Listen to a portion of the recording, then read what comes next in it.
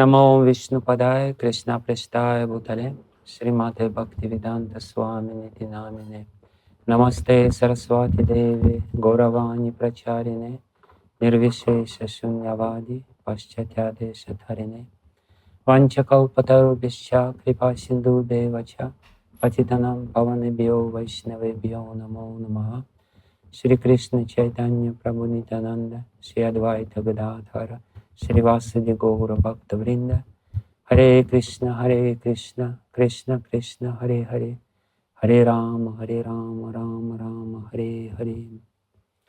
Ajanulambita Bhujo Kanakavadata Sankirtanaya Kapitaro Kamalaya Taksa Vishwambaro Dvijavaro Yugadharma Palo Vande Jagat Priyakaro Karuna-avatara Yantak Pravishya Mama Vachim Mamam Prasuptam Sanjivaya Tequila Shakti Darak Swadamna Anyam Shahasta Charana Sravana Tvagadim Pranannamo Bhagavate Purushaya Tubhyam Svasyastu Vishwasya Kalach Prasidatam Deyantu Bhutani Shivam Mithodya Manascha Padaram Bhajata Tadoksaje Aveshyatam Nomatir Apyahaitu Kim.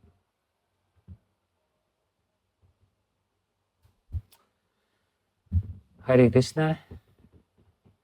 I'm very happy to see all of you, those whom I can see, and to see the names of those whom I cannot see. I don't have any particular plan. We can talk about the questions which you asked. We can talk a little bit about Gaur Purnima. I don't know if you happen to see my lecture in English on Gaur Purnima, which was the day before yesterday in the morning in English.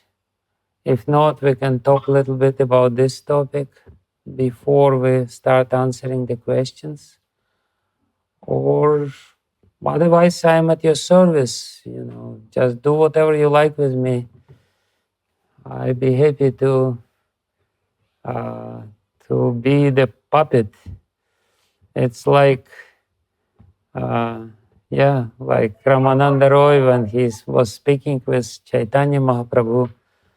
Chaitanya Mahaprabhu was asking him some questions, and Ramananda Roy was saying, I'm just your puppet. You are making me speak, so I'm expecting the same happen. In this case, I will be happy puppet answering your questions or your inquiries or your whatever. I will repeat the main idea of this class, that it is actually only through Chaitanya Mahaprabhu we can understand the real meaning of Srimad-Bhagavatam. It may sound like an exaggerated claim or overly fanatical claim of some people who are, developing some sense of superiority towards others and claiming that only they are in touch with the essence of one of the most brilliant philosophical treatises which is there, Vedic literature, which is admired by practically everyone overboard.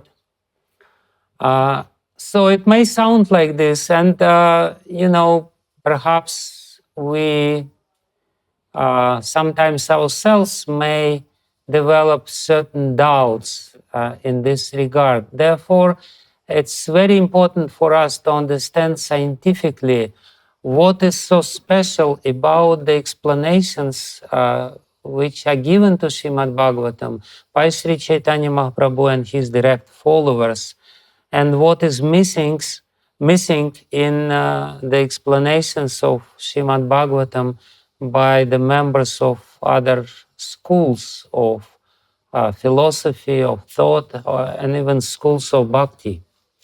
Because there are at least 39 existing classical commentaries on Srimad-Bhagavatam. Srimad-Bhagavatam is very unique in this regard. Very few scriptures in India are so popular.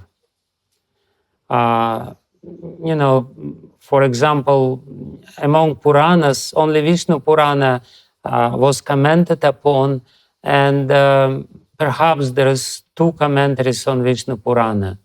One is famous by Sridhar Swami, and you know, and no other Puranas was even commented upon. Srimad-Bhagavatam is unique in this regard that everyone is trying to explain the subtleties and nuances of Srimad-Bhagavatam. And some of the subtleties and nuances you're asking in your questions. And so many brilliant commentaries were written, you know, in Madhva Sampradaya itself. There are 3-4 famous commentaries for the whole Srimad Bhagavatam. Besides Vijayadvaja Tirtha, which Srila Prabhupada used in his work on Srimad Bhagavatam, there are some other commentaries. I think Yadava Raja или Yadava commentary on Srimad Bhagavatam and some other. You know, in Sri Sampradaya, Viraragava Acharya was commenting, and there are some impersonalistic commentaries on Srimad Bhagavatam as well. Of course, Vallabhacharya wrote his commentaries. So why do we claim this?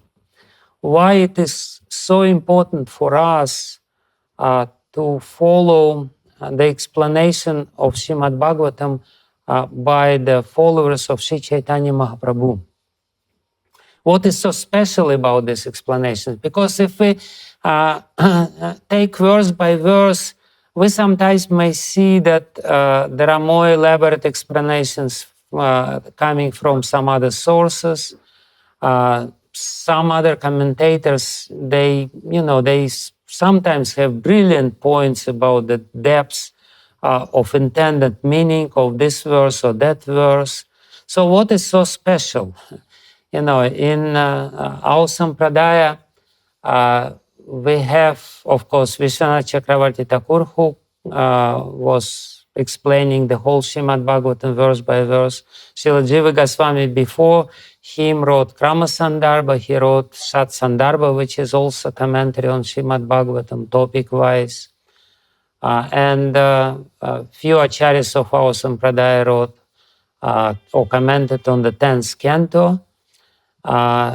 Sanatan Goswami and Jiva Goswami and Baladev Vidyabhushana commented on the 10th canto. And there is Vamshidhar in his Vamshidhari commentary. He follows very closely both Sridhar Swami and Vishwanath Chakravarti Thakur. And he explains very beautifully Sridhar Swami Tika on Srimad Bhagavatam. So this is our commentaries. Again, my question is, what is so special? Are we right in our claim that Sri Chaitanya Mahaprabhu revealed something? So in gist, the answer which I would like to share with you about this, which we have to understand very clearly, is that other people, great as they are, great philosophers, great pandits, great knowers of Sampradaya, they commented on the philosophy of Srimad Bhagavatam in a very brilliant way. But what was somewhat hidden from them and remained hidden from them, not without a reason, is the emotional content of Srimad Bhagavatam, especially the emotional content or development of the emotions, of the sentiments, which is described in the 10th canto of Srimad Bhagavatam. Why it was hidden? The reason is very simple. The reason is twofold. The first reason is that Shukadev Goswami himself didn't explain this in a very direct manner. He only hinted on this inner development of the sentiments. And actually the essence of the 10th canto is this description of the inner development of the sentiments after initial attraction towards the Lord is established within the heart. The previous 9 cantos of Srimad-Bhagavatam, they're all about this, how to remove the obstacles and how to establish this emotional connection between Jiva and the Lord, between Bhakta and Bhagavan. So, but then the 10th canto, which is the essence of the whole Srimad-Bhagavatam, is about the further development of the sentiments. And usually people are very satisfied and happy if this connection, emotional connection, is established at all. They usually don't even have this goal of deepening or, ripening these sentiments. And Shukadev Goswami himself very not directly, but very sparsely describe this subject matter. Actually, the beautiful verse in this regard is the verse from Prabodhananda Saraswati, who explains this in a very amazing way. He said, Srimad-Bhagavatasya yatra paramam tatparyam uttankitam Sri Vayasakina Duran Vayataya Rasa Prasangi Pisya. He says that Srimad-Bhagavatasya Paramam Tatparyam, the highest explanation, the highest essence of Srimad-Bhagavatam, was hinted upon, utankitam, very important word in this verse is utankitam. He just showed little bit utankitam by Sri Vayasaki, by Shukadev Goswami, the son of Vyasadeva. Sri Vayasakina, why it only hinted upon by him? Because Duran Vayataya, because this is a very difficult subject matter. The subject matter of Parakiya Rasa, of illicit relationship between God and Jiva, is very, very difficult in reality to understand. Not just to understand it theoretically, but to understand it in the real way. Because to understand it means feel the same. So it is said, Rasa Prasangi api yat. He did explain this in this Rasa Panchadhyaya, in the 5 chapters of Rasa Leela, and in other chapters of the 10th canto, which are connected with Rasa Leela. Because, like, for example, the 21st chapter of Srimad-Bhagavatam, Gopi Gita, is also within this Rasa Prasanga. Because there, the Purvaraga, the initial attraction towards the Lord, is being described, again, in a very indirect way. And there are so many other chapters, not only 5 chapters of Rasa Leela, but other chapters in this connection, in this context. Prasanga means context. So it's not, he's not talking about Rasa Leela, but he's talking about Rasa Prasanga.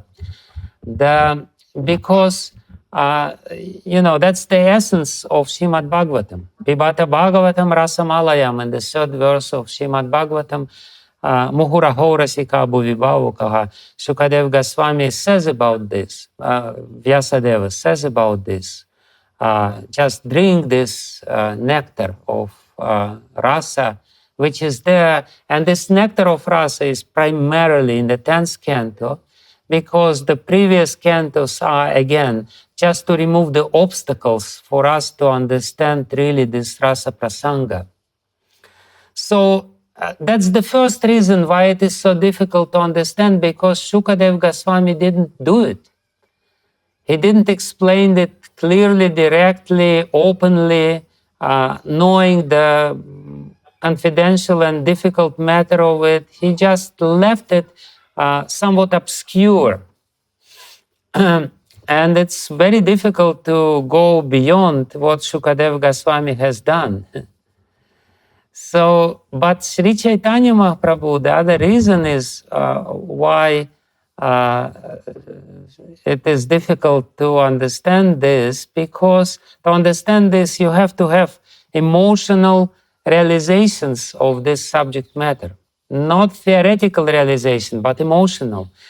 You have to go in your emotions that high. You have to reach the same height in your emotional connection with the Lord as gopis reached. Only then, if you experience the same sort of emotions, you will be able to explain it to others. You cannot really explain it to others if you don't have it yourself. You can only give it to others if you have it. So Sri Chaitanya Mahaprabhu, his unique avatar and his unique personality is that he is the living personification of these emotions.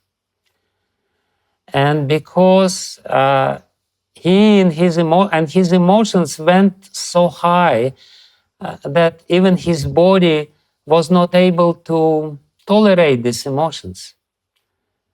His body couldn't cope with the emotions which he experienced. Sometimes his body shrunk as a tortoise because all the emotions were completely absorbed inside.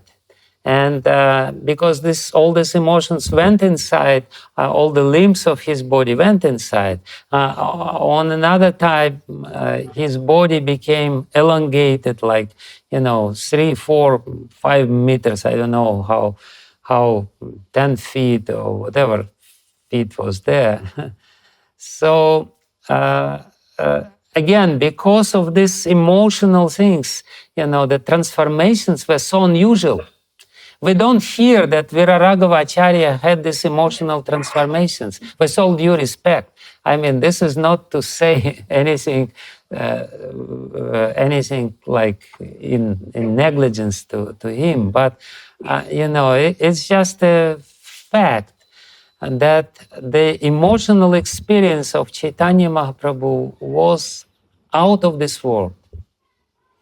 And therefore, he was capable of conveying or explaining this emotional content of specifically 10th canto of Srimad-Bhagavatam to his direct followers like Rupa Goswami and Sanatana Goswami, and of course Raghunath Das Goswami. And they, in their writings and in their own experience, they reproduced this because Sri Chaitanya Mahaprabhu not only experienced it himself, but he also explained or opened the door for his followers to have similar experience. Maybe not the same because, it's too high, but at least to have some glimpse of what it means.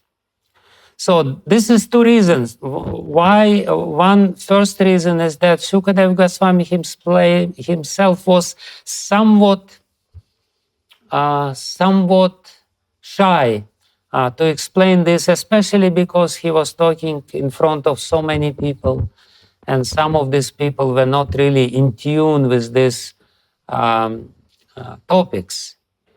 To glorify the illicit relationship between gopis and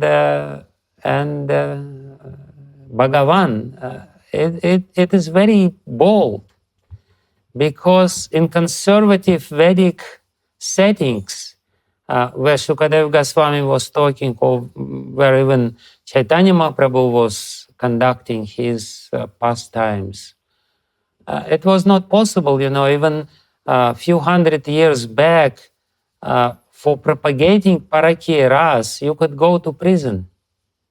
It was legally,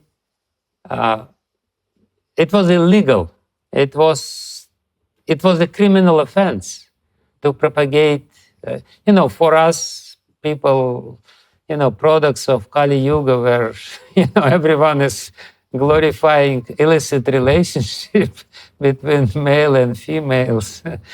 It's a little difficult to understand, but, you could go to prison for this. And here we have Sukadeva Goswami speaking, and naturally he is a little shy. And then Chaitanya Mahaprabhu comes, and he's not shy. He's bold, because he has this full scale of emotional experience which he wants to share with everyone.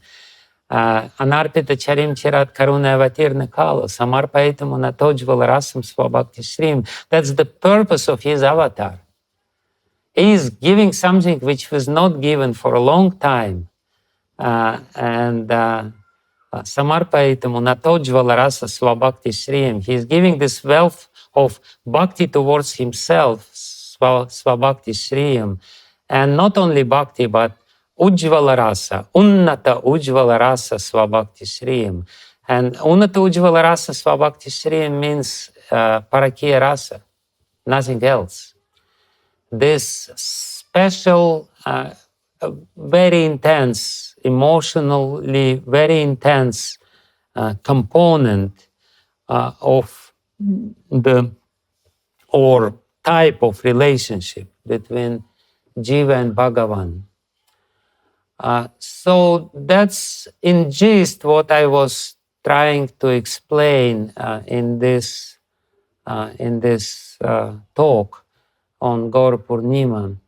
And in the second part of this verse, which we already quoted, Prabodhananda Saraswati says this: Yadradharati keli nagara rasasvadaika sadbhajanam tadvastu prathanaya gaurava pushaloke avatirno harihi. Harihi, Lord Hari himself, he avatirnaha, he made his appearance, he came down to this world, loke avatirnaha harihi, Gaurava Pusha, in this body of Gaura, tadvastu prathanaya, to expand on this matter. Which matter? Very important matter. Radharati keli nagara rasa asvada eka sadbhajanam. What does it mean to perform bhajan? Not just bhajan, but sadbhajan, real bhajan, internal bhajan, by relishing asvada, eka, only this rasa. Which rasa? Radharati keli nagara. The rasa of the intimate pastimes between Radha and Vrajanagara, Krishna. Rati Keli means very intimate connection between Radha and Krishna. So for that, to explain what does it mean to perform this type of bhajana, which is of course too high for us, but still on Gaur Purnima Day we have to understand that this is the purpose of his, real purpose of his appearance in this world, to explain and to give people access to this sort of bhajan, to this sort of worship of the Supreme Lord, the eternal worship of the Supreme Lord in this Parakya mood, Radha Rasa Rati Keli Nagara Rasa Svada Eka Sadbhajanam.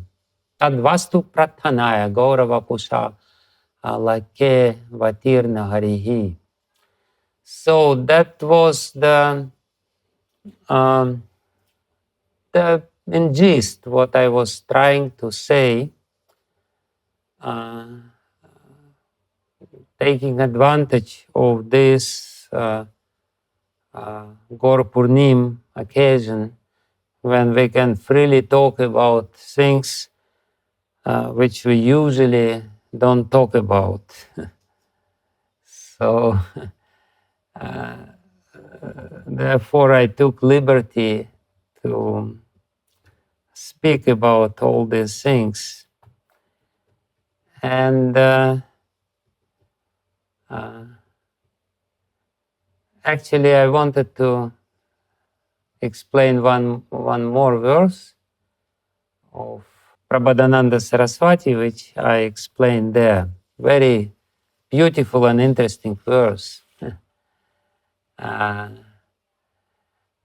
It's from Sri Chaitanya Chandramrita.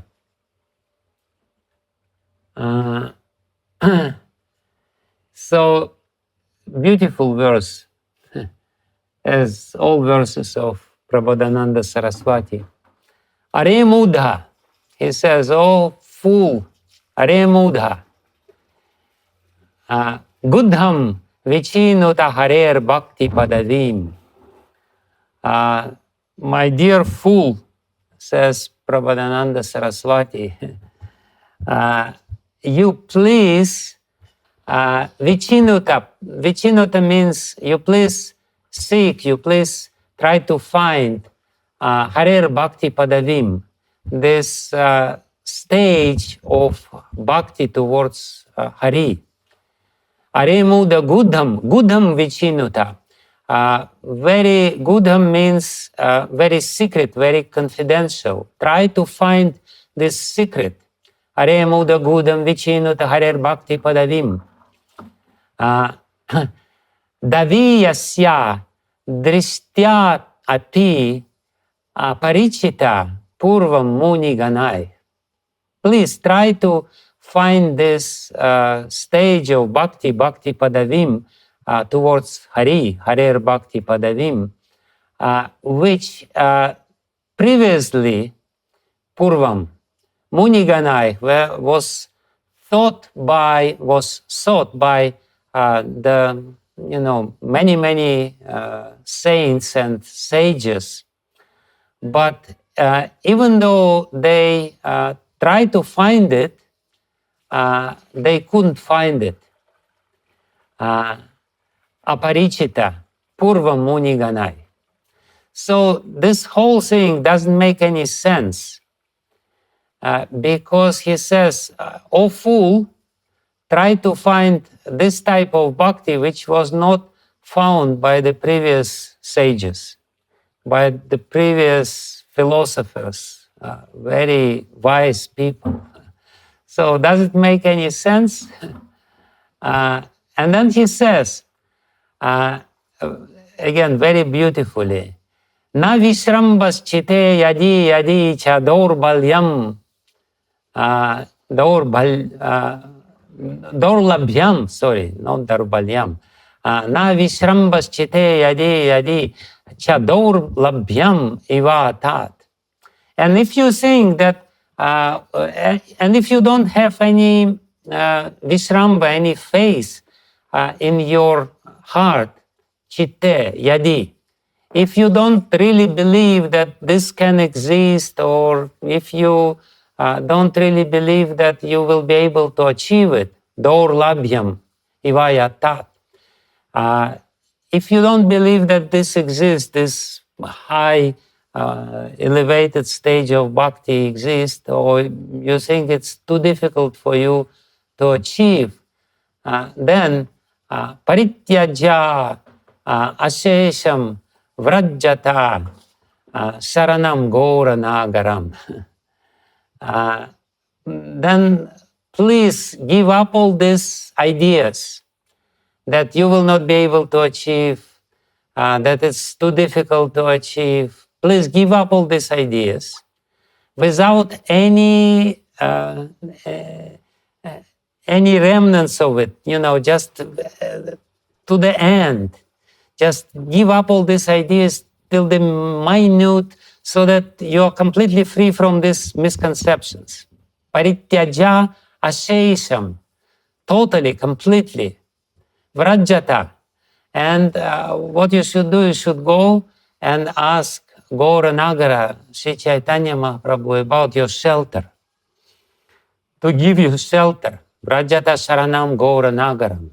And then, even though you're Muda, And basically, Prabodhananda Saraswati is addressing all of us. Even if you are full number one, you still will be able to reach this stage which the sages of the past could not reach.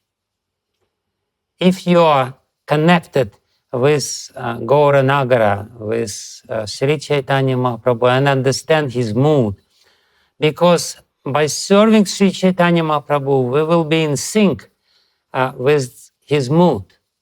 We will be synchronized with his ideas and emotions. And in this way, we will be able to understand the emotional content of the 10th canto of Srimad-Bhagavatam. Basically, because what is, again, I told a little bit during my class, that this 10th canto of Srimad-Bhagavatam, in this Rasa Prasanga, it explains how the bhava of the gopis gradually becoming more and more condensed. From the first glimpses of Purvaraga, when they just saw Krishna for the first time and developed some attachment, till the fully blossomed bhava or prema during, after Rasa Lila, even when they performed Rasa Lila and then had to separate again. And this separation with Krishna was totally intolerable because you can separate, you can tolerate the separation with somebody before the meeting, but after the meeting, when you really experience the sweetness of the meeting, it's very difficult. So that's the whole idea of the 10th canto, how the 10th canto gradually takes us through the stages. But nobody explained this. Nobody explained this. Nobody really gave this sort of explanation.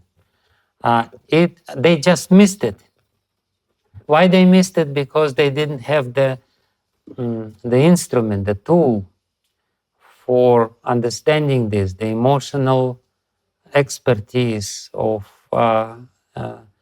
understanding all these hints given by Shukadev Goswami, how gradually this bhava becoming more and more intense.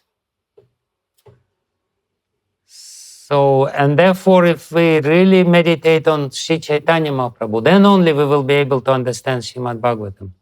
Without that, we may have some intellectual understanding, we may know some slokas, we may know a lot about Srimad-Bhagavatam, but we will not be able to enter the mysteries of Srimad-Bhagavatam. Without Sri Chaitanya Mahaprabhu, his guidance and his personality, and therefore Srila Prabhupada, he, before commenting on Srimad-Bhagavatam, he introduced the whole biographical sketch of Sri Chaitanya Mahaprabhu, because his life and his personality is the key to understand the secrets of Srimad-Bhagavatam. So that's in essence what I was saying. Would you like to then proceed with the questions, Maharaj? Yes, as I said, I will like to do what you like me to do. Maybe you can answer the questions that I sent you prior to the day. So the first question about Jesus Christ and Muhammad, Prophet Muhammad. When Srila Prabhupada writes in the purport to the second canto that two powerful devotees of the Lord, Jesus Christ and Prophet Muhammad. My question is, why is Jesus and Prophet have been given such a high status, whereas Shankaracharya wrote Jagannathashtakam, Govindashtakam, Krishnashtakam, Bhaja Govindam, etc., and never referred as a devotee, and rather quite derogatory in status. No, it's not like this. Srila Prabhupada often quoted Shankaracharya in a very respectful way. His favorite quote of Shankaracharya was Narayana Paro Vyaktat, that Shankaracharya in his commentary on Bhagavad-gita, he admits that Narayana, the personality of Godhead, is transcendental even to the Avyakta. He is beyond the material energy and everything else, and even beyond this impersonal conception. Because Narayana Paro Vyaktat means literally that Narayana is higher than Avyakta. And Avyakta usually in philosophical terms means impersonal Brahman. So Prabhupada oftentimes was saying that he is a Kripta Vaishnava, he is hidden Vaishnava, and in his devotional bhajans, he did express to the fullest extent his devotional sentiments. And of course, Bhaja Govinda, Bhaja Govinda, Bhaja Govinda, Muda Mate, Sampraptasa Nihite Kale Nahi Nahi Rakshati Dukrin Karane, it's the most famous verse of Shankaracharya. Unfortunately, it's very interesting. His followers, Shankaracharya's devout followers, even while taking these verses, which are undeniably very devotional and glorifying bhakti over the path of jnana, like this Bhaja Govinda verse, it's very clear. How do they interpret these verses? For example, this particular verse, Bhaja Govindam, Bhaja Govindam, Bhaja Govindam, Muda Mate. I don't know how widely spread this interpretation, but at least I read in some of the explanations of his followers, they say when Shankaracharya says Bhaja Govindam, he doesn't mean Govinda the Lord. He means Govinda, his guru. A fool just worship Guru Govinda Pada and in this way go beyond these personal manifestations and achieve the highest stage of Kaivalya. So that's how they are trying to interpret. Why? Because they want to make Shankaracharya's teachings consistent with his philosophical exposition of Brahma Sutra, Bhagavad-gita, and of course his brilliant commentaries on Upanishads. He did write, amazingly brilliant commentaries. There's no doubt about it. I little bit compared his commentaries with commentaries of others. They are much more elaborate and absolutely brilliant, no doubt about it. But and his main essence of his message is there in these philosophical works, and these bhajans are not being taken seriously by his followers. We as Vaishnavas, of course, take it seriously and we say he is Kripta Vaishnava, he is great. And Prabhupada himself said that, you should chant Jagannathashtakam. Prabhupada himself said that this is the bona fide prayer to Lord Jagannath during the Jagannath Ratha Yatra. So Prabhupada did give credit to Shankaracharya in this regard. Why he glorifies Prophet Muhammad and Jesus Christ? Because they are very famous in the world, because they are famous bhaktas who propagated, some sort of worship of the Supreme Lord all over the world. He gives them credit because they do have credit, because they spread this, distorted forms of Krishna Bhakti, but still they did spread it in a very difficult situation. We know Jesus Christ was crucified for being so devotional. so devoted to God. It's something unheard of in the Vedic culture. So they did this very difficult task. Therefore, Prabhupada glorifies them, but he also gives due to Shankaracharya. But, again, main message of Shankaracharya is the impersonal understanding. And because we don't agree with this message, therefore, when it comes to, to measure the effect of impersonal philosophy upon people, we're a little skeptical because people, as it is explained in Chaitanya Charitamrita, people take this impersonal philosophy as an excuse to basically enjoy in this world. They're not the Hrit Parivartan doesn't take place. The heart does not change radically. They don't become devotees. I mean, we ourselves don't become devotees, but at least we are trying and we understand that it's good.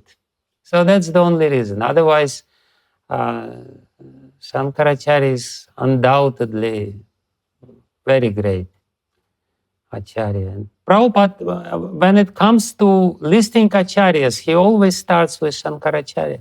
He says all Shankaracharyas, all Acharyas, including Shankaracharya, Ramanujacharya, Madhvacharya, except Krishna is the Supreme Personality of God.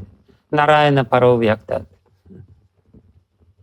So question number 2. Maitreya Muni is a great sage and was given the knowledge of Bhagavatam by Parashara Muni in Sankarsana Parampara. Yet Uddhava says that Krishna gave him confidential knowledge seemingly specifically for Uddhava, or for Maitreya maybe. Why was this the case? Srila Prabhupada also says in the purport that Maitreya Muni must have carried out devotional service to hear from the Lord before his leaving the earth is apparently contradictory, as Maitreya Muni has already heard Srimad-Bhagavatam in the authentic parampara. Yeah, it's very much connected with the with my introductory talk. You may hear Srimad-Bhagavatam from very bona fide parampara, but when Krishna starts explaining to you Srimad-Bhagavatam, you undoubtedly will understand something which you didn't understand before. So when Sri Chaitanya Mahaprabhu explains Srimad-Bhagavatam, people understood something which was not revealed before, which was so obvious now for us, but somehow or other they missed it. So there is no harm of listening Srimad-Bhagavatam again and again and again. Every time, even Bhagavad-gita is such a small book. Every time when we read it, we find something new in Bhagavad-gita. What to speak about Srimad-Bhagavatam? Srimad-Bhagavatam, we practically forget the first canto when we reach second canto or third canto.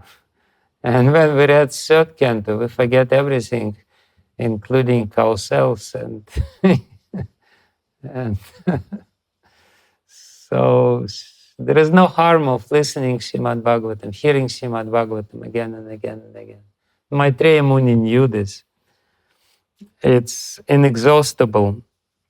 In question number 3, in third canto, chapter 8, verse 12, Srila Prabhupada writes in the purport that due to aggregate combination of material sins, Kshirodakasayi Vishnu's body, sin bluish, yet in the previous chapter we see Brahma prayers describe the Lord as blue. Please give some clarity. When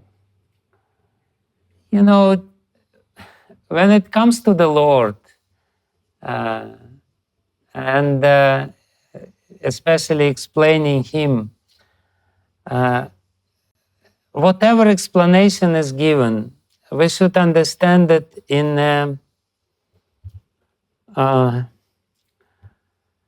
we should understand that this explanation is not complete. You can never explain the Lord, especially His form, His color, His attire, in a complete way, because this is all mystery. In the 10th chapter of Bhagavad-gita, Krishna explains in the beginning that nobody knows me because I am Adi. Aham Adir Hidevanam Maharshaya. Among the great rishis, great munis, and great demigods, I am the original. They don't know me completely. So these descriptions are given, and different acharyas and different, in a different context, different descriptions of Lord's, hue, bodily hue is given. Only for us to meditate on this, to concentrate on this, but it's not, you can say that this explanation is exclusive and exhausting and the other explanation doesn't have place. All the explanations are there and they're all valid, and this is for us to meditate. Yes, you may say that Kshirodakasayi Vishnu contains all the karmas of living entities, and therefore his body became little bluish. But you may also say that his body is bluish because this is the color of Sringar Ras, and because he is in this mood of Sringar, of loving sentiment, therefore he is blue. And you can say that one explanation contradicts to other. They're all valid. That's the power of the Lord to reconcile all the contradictions. So that's His power. Viroda Bhanga Shakti. He reconciles all the contradictory statements. Okay? So then Prayojan Das asks a question. In the separation of your direct service, how can I relate whatever service that is I am involved in at the manor, so it can be blessed and dedicated to Guru Maharaj and still feel connected to him? So, dear Prayojan Prabhu, I see your smiling face.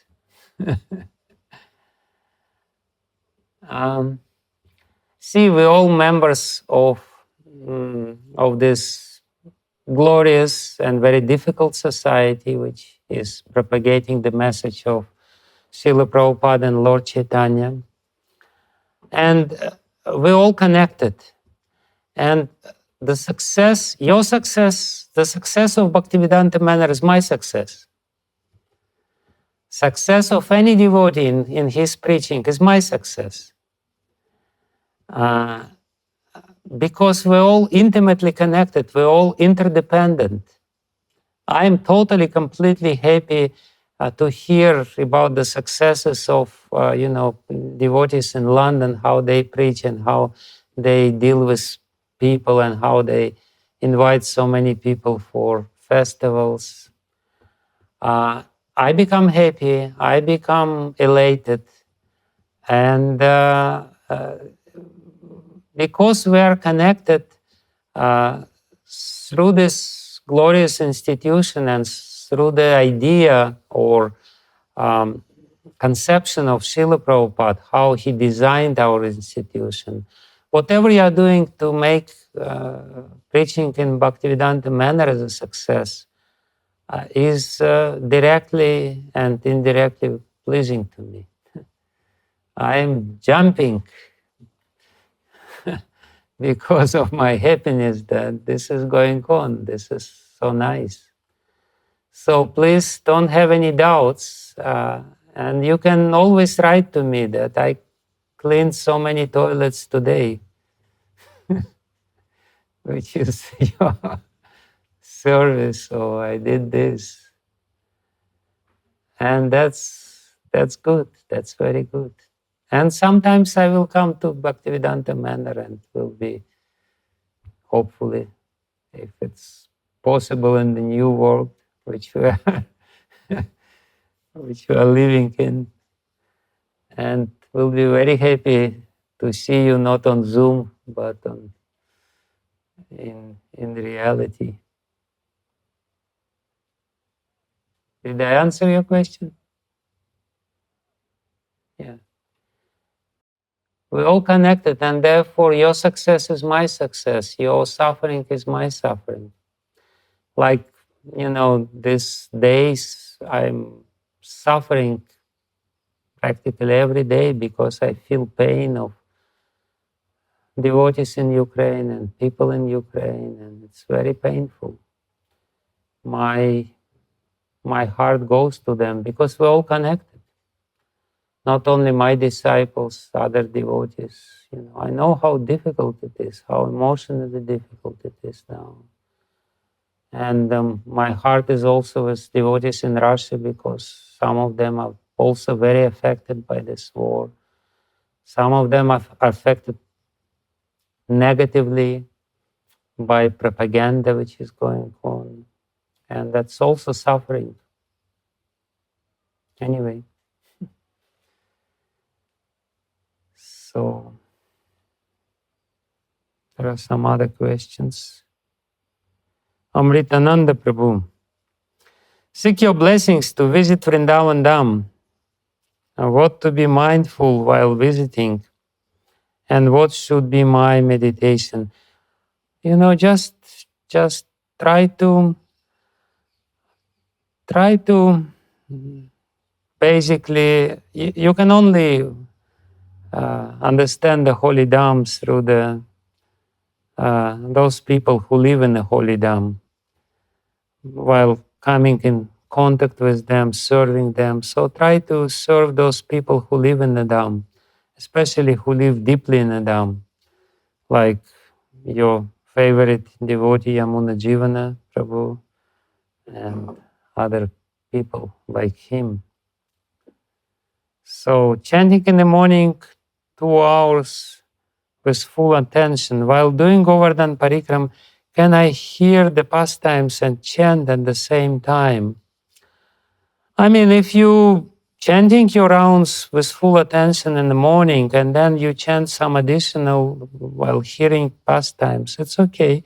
Usually it's not so good to mix different processes of devotional service because but if really it's coming from the heart, then it's possible because we can see the example of Krishna Priya Thakurani, who was chanting the holy name constantly, even during the lecture, and she in this way invoked the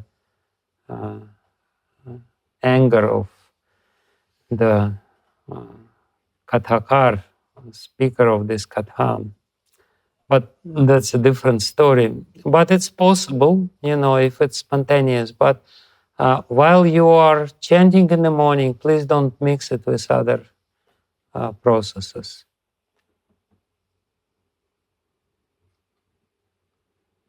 Yeah, because it's just more or less the mind which requires, where in this Kali Yuga, we're multitasking.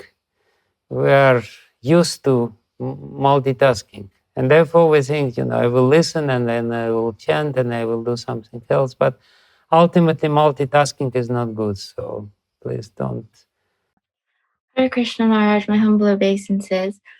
My question is, I feel like there's so many tragedies going on in the world right now, especially with Ukraine and stuff. And I feel like when I'm reading about all of this, I just feel really like stone-hearted. Like I feel like I wish I had more compassion, and I wish I guess I just that mood of a Vaishnav. And I just wanted to understand from you how I could move from being more in that like selfish mentality, being caught up in my own dramas, to actually trying to be more selfless, having that compassion and that service attitude. Thank you.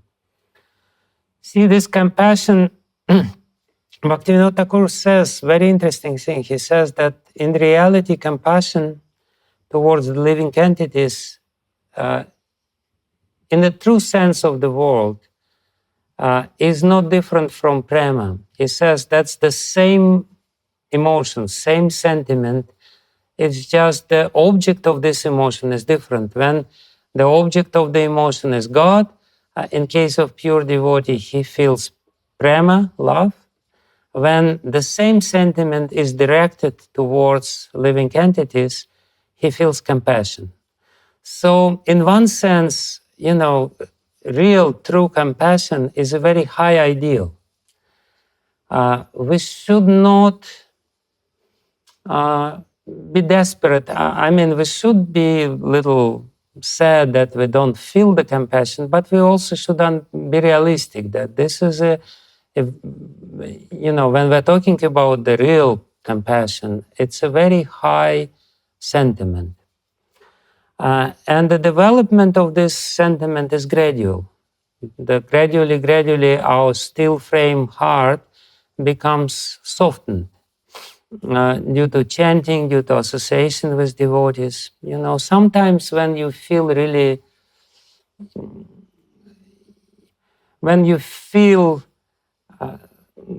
elated by this process, by chanting, you may feel that you're connected with other living entities and you want to make everyone happy and you're just but that's rare moments.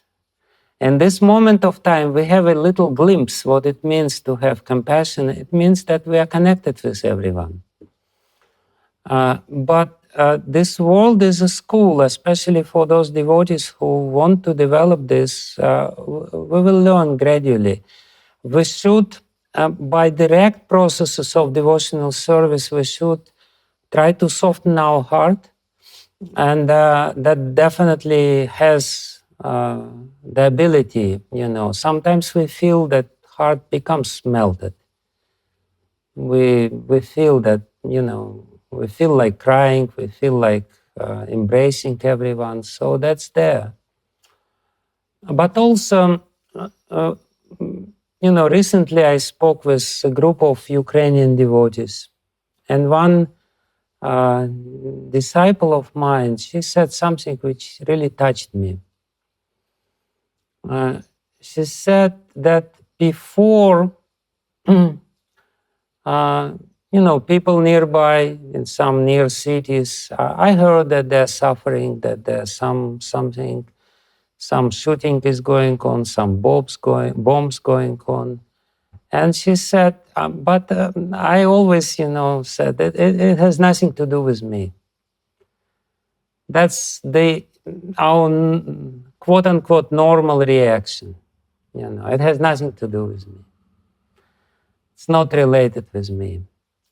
She said, now bombs are falling nearby, and I realized that I'm responsible for this because I didn't feel the compassion before, and therefore Krishna gave me the experience of this.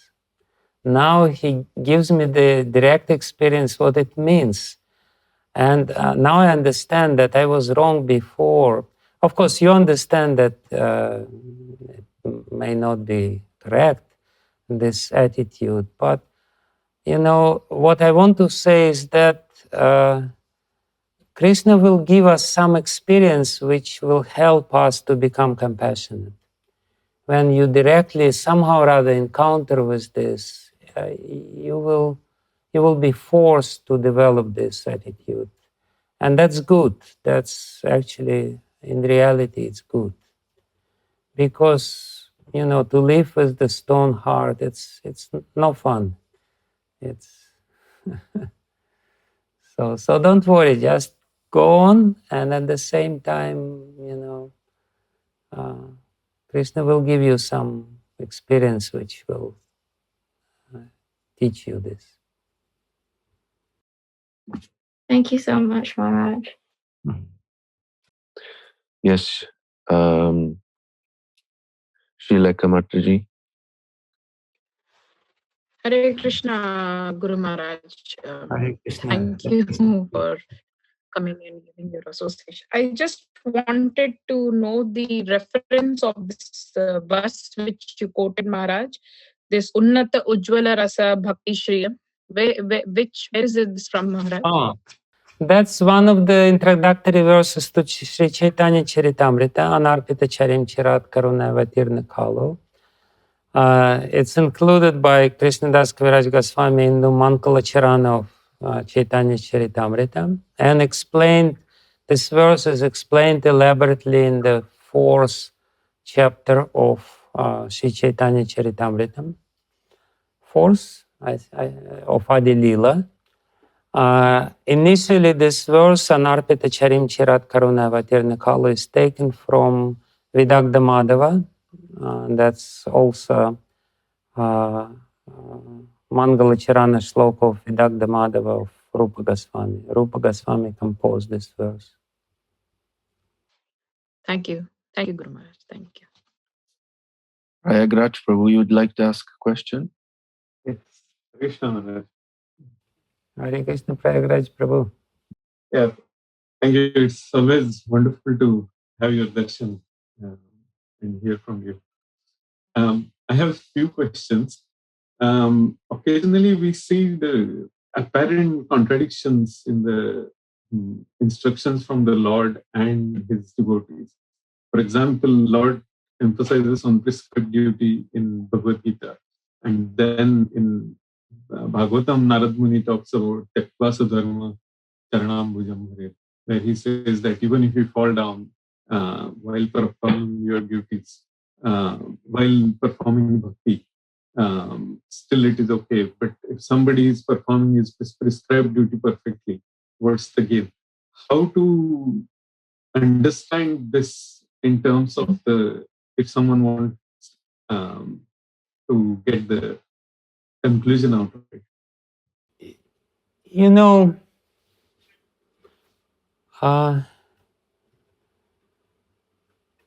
there is no contradiction. The contradictions are apparent, and to reconcile the contradictions, you need to hear or to ask or to hear the explanations of those people who can reconcile the contradictions. It is said that Uttama Bhagavata, that's one of his lakshanas, characteristics. He can reconcile the apparent contradictions because, you know, it's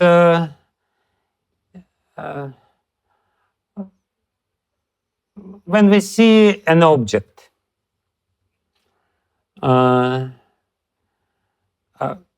we may describe this object in a certain way, and we will say that this part of this object is higher than that part of this object. But then, in another place, while describing the same object, we will see that, somebody will say that this part which was higher is actually lower. Why? Because there is something higher than this part, and but we may, be bewildered a little bit. You only said that this is higher, and now you're saying that this is lower. So it only seems to us, or apparent. It's only apparent contradiction because we don't see the complete whole. When we see the complete whole, we see the places of different parts of this complete whole and how they are interrelated, and then we will be able to explain this apparent contradiction. Therefore, in terms of the practice especially, we should ask the question what we should do, because what is contradictory in terms of practical recommendations is actually not contradictory, because some instructions are for people with certain qualification and another instructions for people with different qualifications. Somebody should, at this moment of time, give up everything and, surrender to Krishna. Somebody else should not give up anything and should perform his duties. So somebody should, tyaktva swadharma charanam bhujam harer, and somebody should perform his duties. And therefore Krishna himself says in 11th canto of Srimad-Bhagavatam, svesvyadhikari yanishta guna parikirtitaha. The guna, the good quality, is to follow one's qualification, one's adhikar. And dosha, the bad quality, is tadviparya, is something which is opposite. When when you try to imitate somebody else. So it's not a contradiction, it's just instructions which are addressed to different kind of people. And, to understand which instruction applies to you, you should ask somebody who is knowledgeable and who can, in this way, no contradiction. Yeah, my second question was, usually we know in long term our desires, most of our desires for the sense gratification or in search of happiness will bring miseries of various types and intensities. And still a person does that activity. Does that mean that there is a desire in the soul to seek for miseries eventually, or it's just a confusion between instant happiness and long-term miseries I can deal with? That it bewilders me sometimes. So please tell again, what is the question? Is the desire of the soul to see the dream? Is the desire, whose desire it is? Is it our desire, the desire of the soul, or desire of... this is the question, or what? Yeah, desire of the soul means, for example, if somebody is seeking for some kind of happiness or intoxication, if we take one example, the person knows in long term it's going to be incredibly miserable and they're going to suffer very badly. But the chapala sukha, instant happiness, it takes over. And still the person commits that, knowingly that there is a misery. Does it mean that the person is actually seeking the misery, or there is a kind of bewilderment in the happiness I will get, but doesn't matter, I may not get the misery? So that's the confusing bit, which way. And the same question actually came from my daughter as well. Yeah, there is an need, as Prabhupada puts it, we are pleasure-seeking living entities. The need for happiness is very intense because it's a part of our nature. We have this Sat, Chit and Ananda, and therefore we're always looking for eternity. We don't want to die. That's a very intense longing. The fear of death, we desire to exist no matter what. So why? Because this is our nature. There is not less strong desire to be conscious, to know, to experience different things, because we are, by nature, we are conscious. And consciousness means interacting with the objects of this world, experiencing them, and that's a very strong urge within us. And the third, perhaps strongest urge, this is three basic strong urges within us. urge to exist, urge to know, to be conscious, and urge to experience happiness or ananda. Because that's their nature, our nature. And because we have such a strong urge, like why people have mirage. Mirage is a result of their very strong desire to drink. And therefore, when they see something through the lens of this desire, even though it's not water, for them it looks like water because our vision is very much connected with our desires. So, because we have such a strong desire to enjoy, such a, strong urge and passion to enjoy, then when we see something which looks like enjoyment, or when we experience something which has some little semblance of enjoyment, then we become very much attracted by these things. Like the deer is attracted by this, some sort of illusory movement of the air, which he thinks is water. There is no water there, but because he wants water so much, he projects this water into this image which he sees, and he thinks that what he sees is what he wants. In a similar way, because we are so much, because we so much want to enjoy, when we see something which remotely connected with enjoyment, we think this is the enjoyment. That's how the mirage appears. And therefore, the Vedic literature is there to say, to warn us that there is no water in mirage. There is no happiness in this flickering, images and appearances of the world. Happiness is there.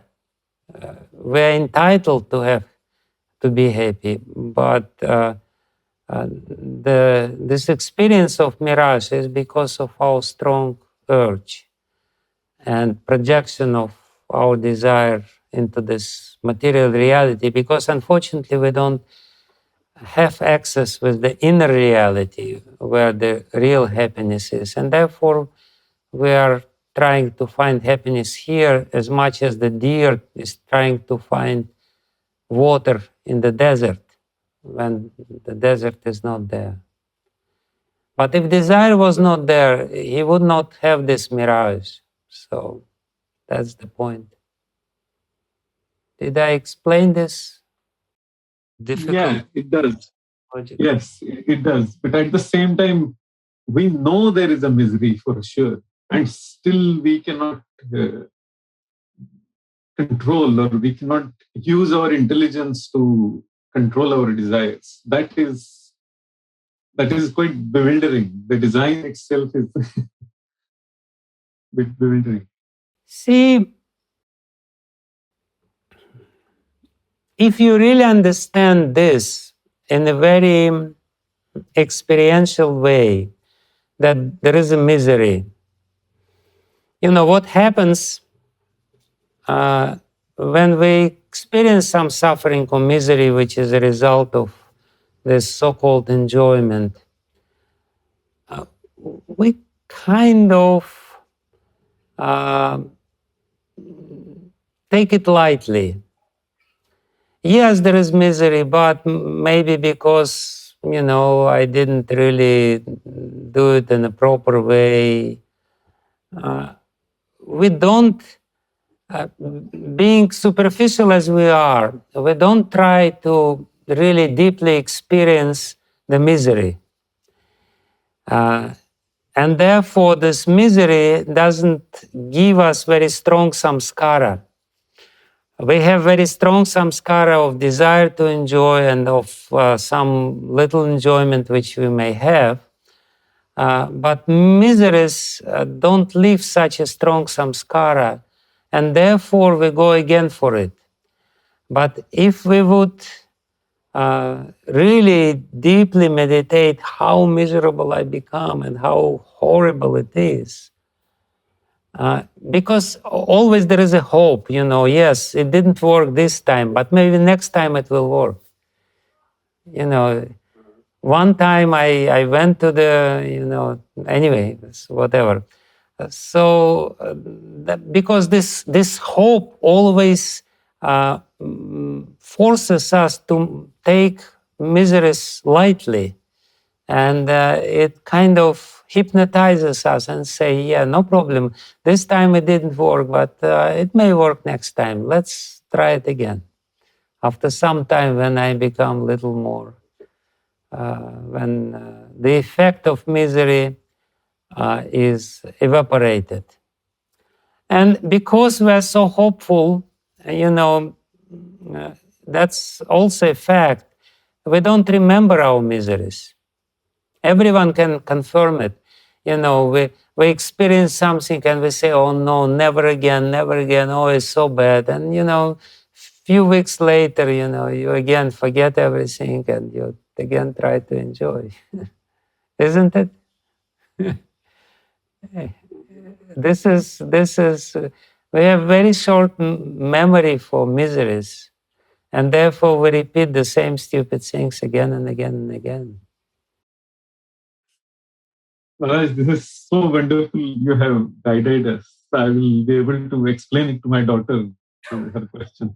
Thank you very much. That's amazing.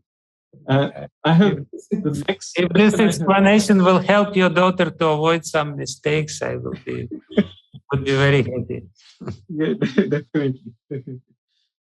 Next question is, I have is in our Sangha, in our Menti meetings, we are currently reading the different prayers from Srimad-Bhagavatam and discussing that. And a lot of times it happens that Queen Kunti's prayers or Vishnudeva's prayers and any other prayer, every time some or the other Bhagavad-gita verse or the Brajalila verse that comes up. Is that because of we are trying to connect or interpret something in that way, or the actually prayers have that mood and the actual... Oh yeah. Yeah, in every prayer of Srimad-Bhagavatam there is a seed of Raja Bhakti. So it's very natural. It's very natural. And Bhagavad-gita, of course, being the basic book, is very much there in the consciousness of all the people who are praying there. Therefore, no, it's correct. It's correct, no problem. Yeah, nothing wrong with it. Thank you. One more question I have is sometimes in some of the lectures or some seniors, I came across a statement that out of the three gods, Brahma, Vishnu, Mahesh, the Vishnu is actually not the Supreme Personality of Godhead. He's a Guna-avatara. And that is a bit bewildering because we get different interpretations. So is that correct? Or? It very much depends what you want to stress. Vishnu and Krishna are not different from each other, but at the same time they are different.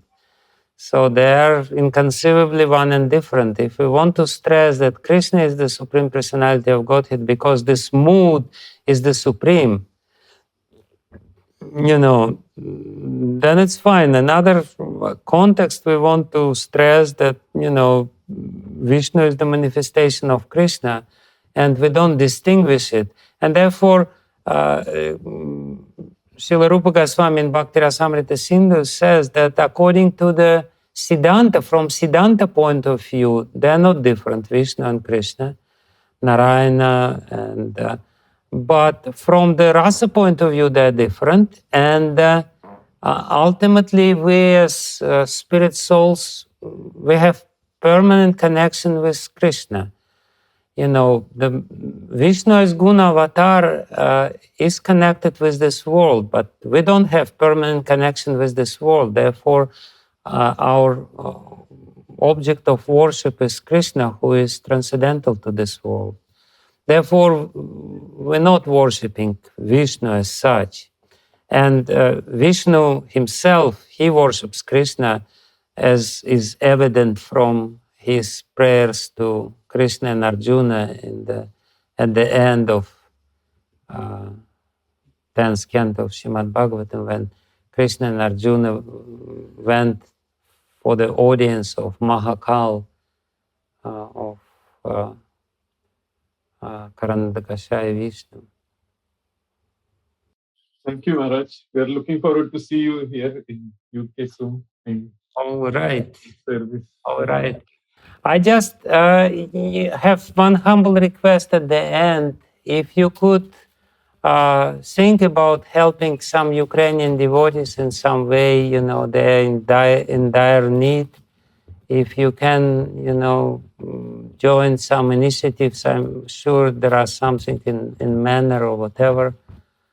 I'm particularly concerned with one farm which is there in Ukraine, Magdalinivka, near Dnipro.